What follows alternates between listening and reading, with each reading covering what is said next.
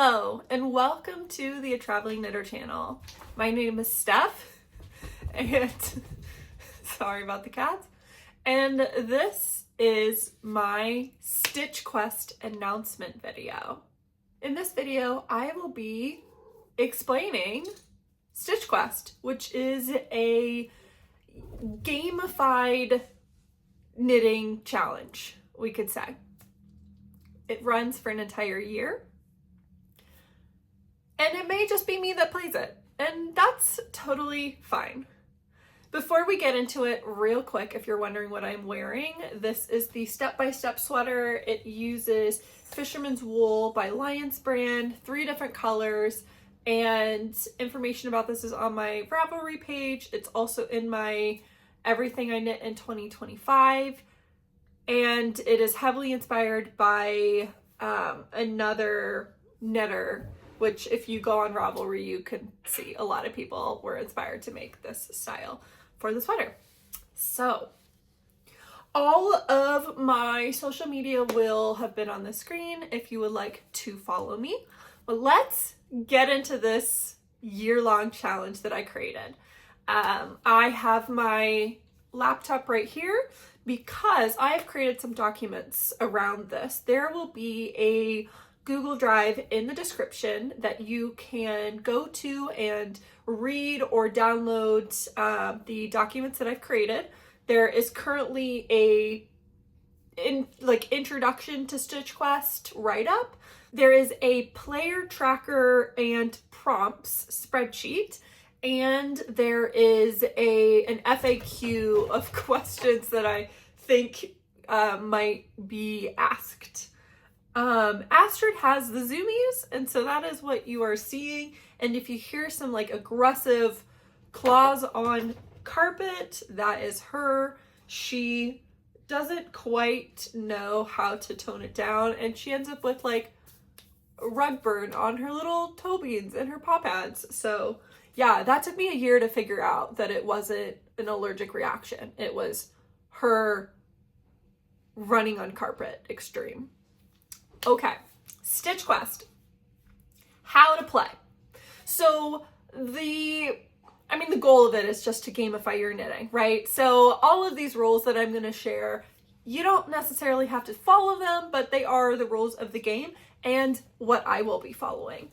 So you will be on a quest to gain aura points.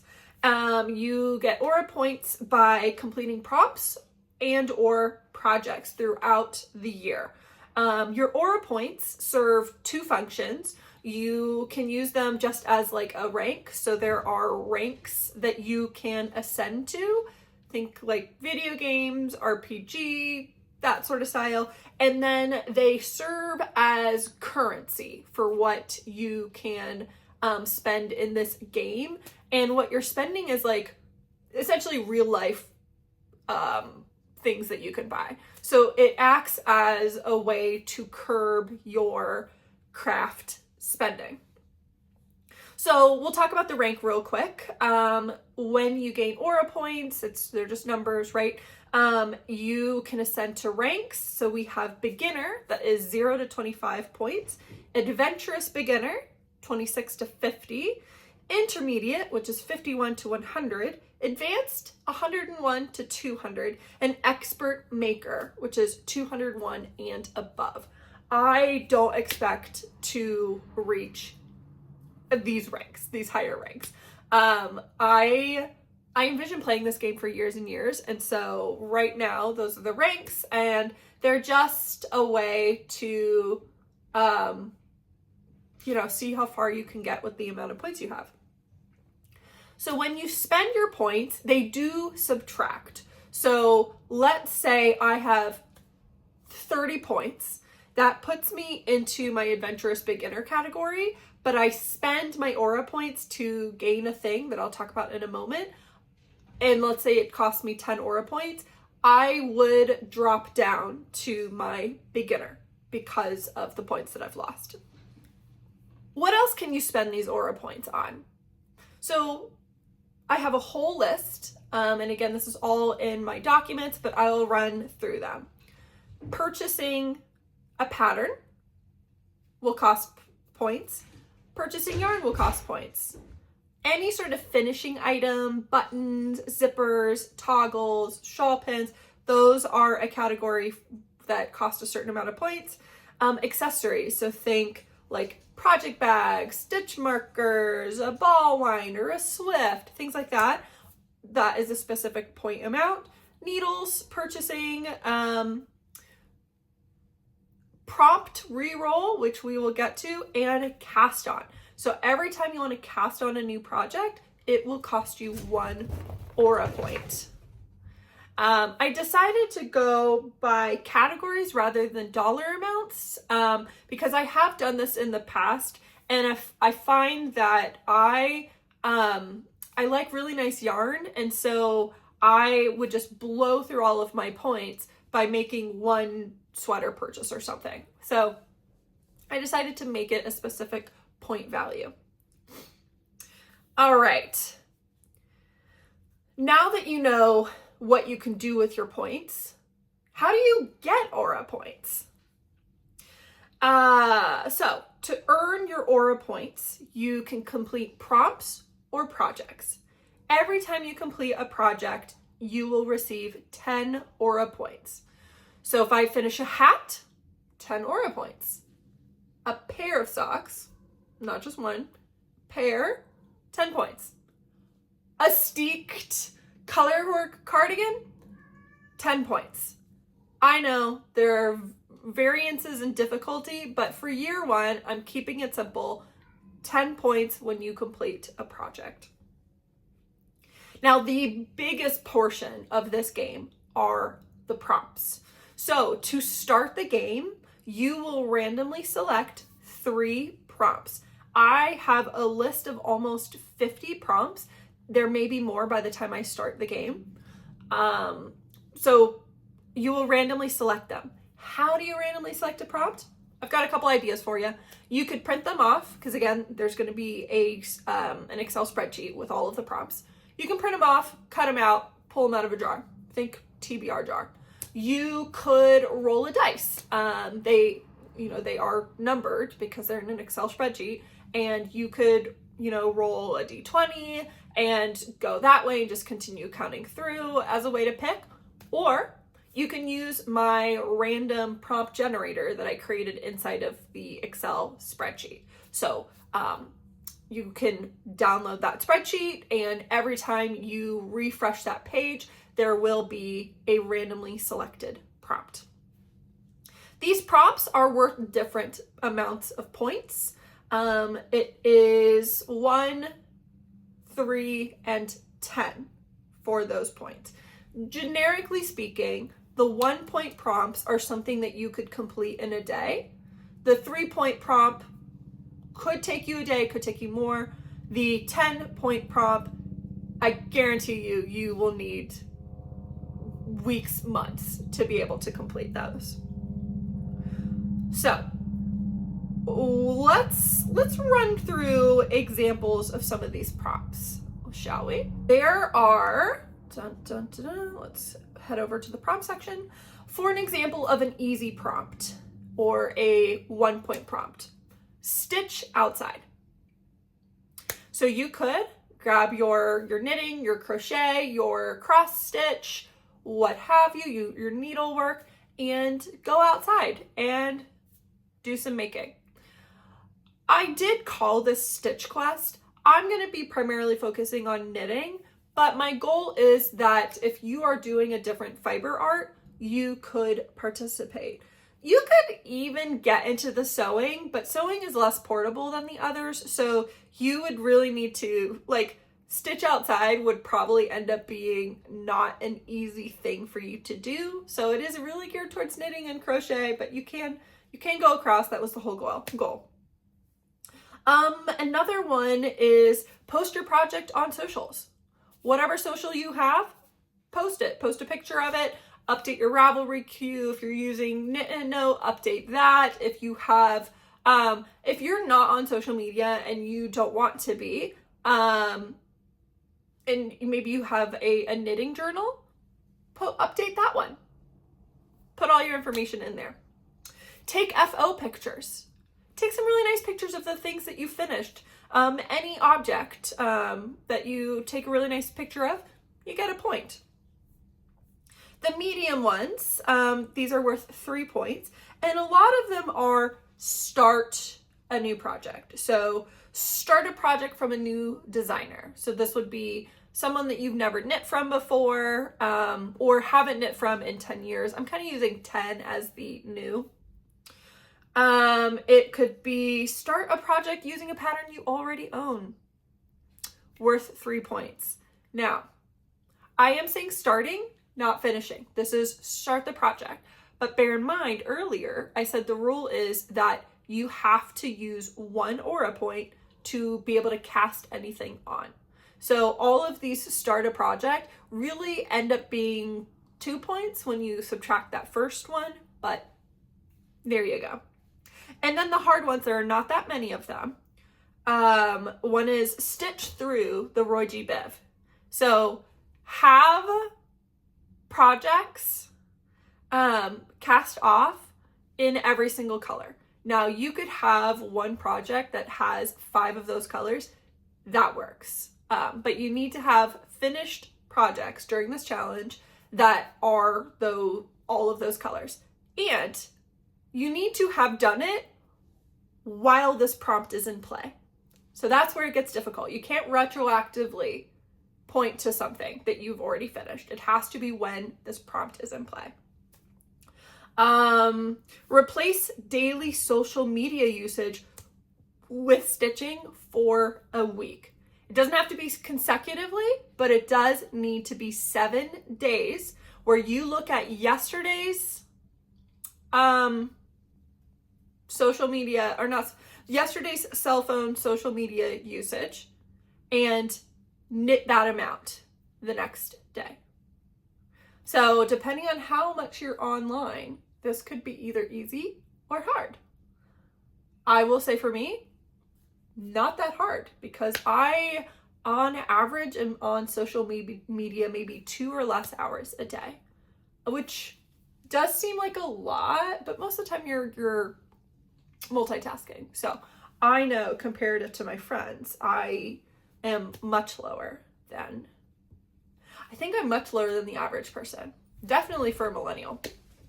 Anyway, so all of these prompts, they must be in play for you to work towards them. Additionally, once you complete a prompt, it goes back into your queue or your bucket of prompts. Completing a prompt does not strike it out of the game.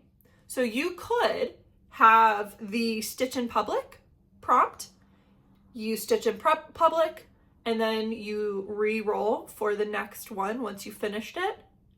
And you probably wouldn't get stitch in public again because you would think it's broken and you would hit it again. But if for some reason you're rolling a die or you're pulling it out and you get stitch in public back to back, you don't have to pay to re-roll, just do it again. But you could get then weave in some ends, you do that, and then you pull and you get stitch in public again. So that could happen. That is a viable thing. If you don't want to do any prompt, you do have to pay to re-roll. And when you're re-rolling, because like I said, there's 3 prompts in play, 1 re-roll per prompt. So 1 re-roll doesn't get you all prompts re-rolled. It's only one of them. Additionally, a little bit of a caveat here is you start the day with 3 prompts. If you finish one of those prompts, you can re-roll the next day. You cannot finish 7 prompts in a day.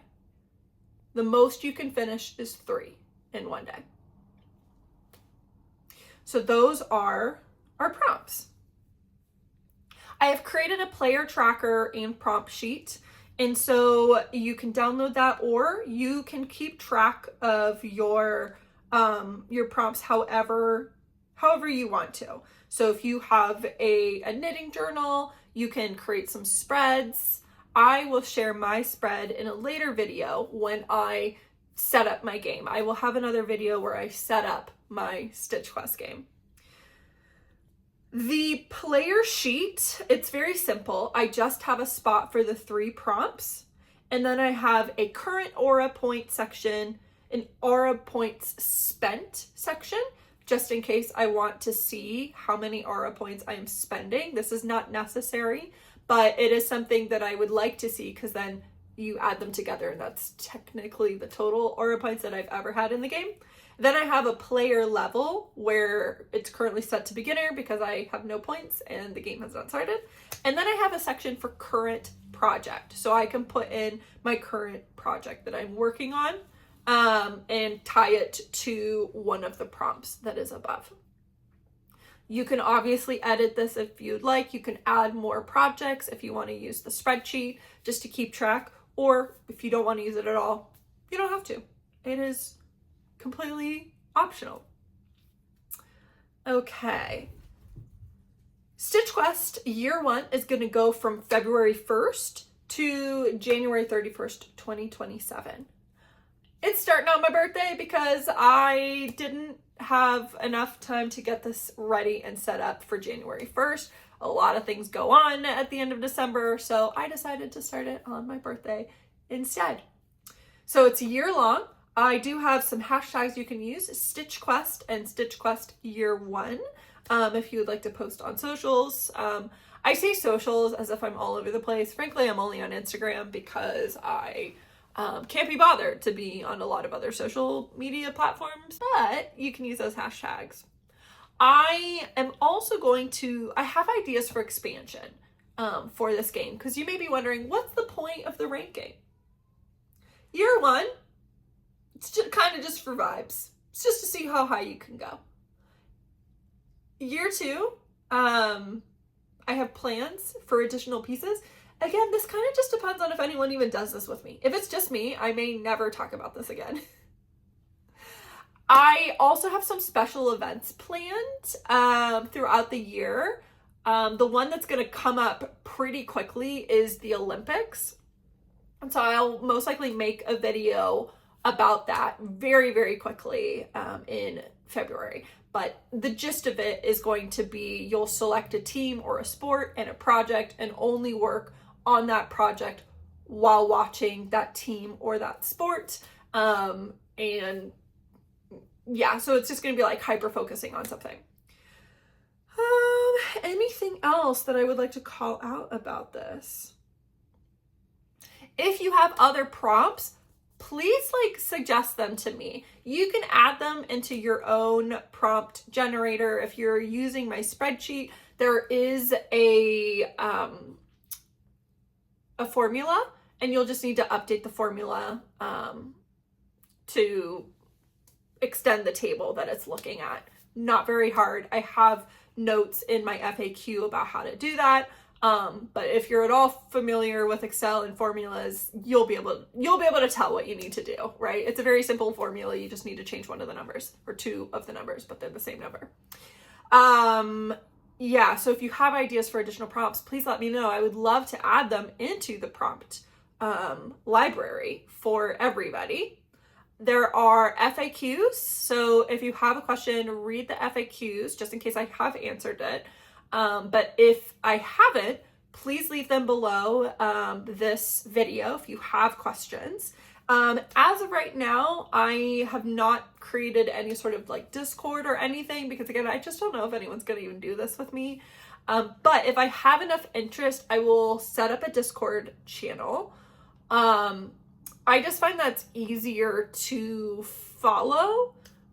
So hopefully that's okay.